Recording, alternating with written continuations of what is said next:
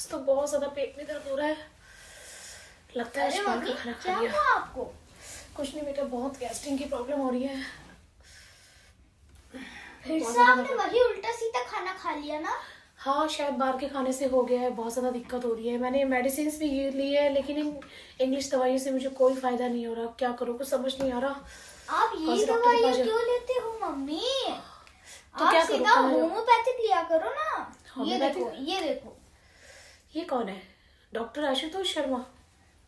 ओ, homeopathic doctor है guys. ये देखिए, डॉक्टर आशुतोष शर्मा है, ये होम्योपैथिक के डॉक्टर हैं। आप इन्हें देख सकते हैं, इनके रिजल्ट देख करके इनके रिव्यू चेक कर सकते हैं। अगर आपको कोई भी प्रॉब्लम है, गैस्ट्रिक प्रॉब्लम है, आपको पीसीओडी है, थायराइड है, स्किन से रिलेटेड कोई भी प्रॉब्लम है, हेयर फॉल है, पाइल्स है, तो आप इन सारी प्रॉब्लम्स के से इनके लिए जुड़ सकते हैं। तो गाइज मेरे नेक्स्ट वीडियो में देखिएगा कि मैंने किस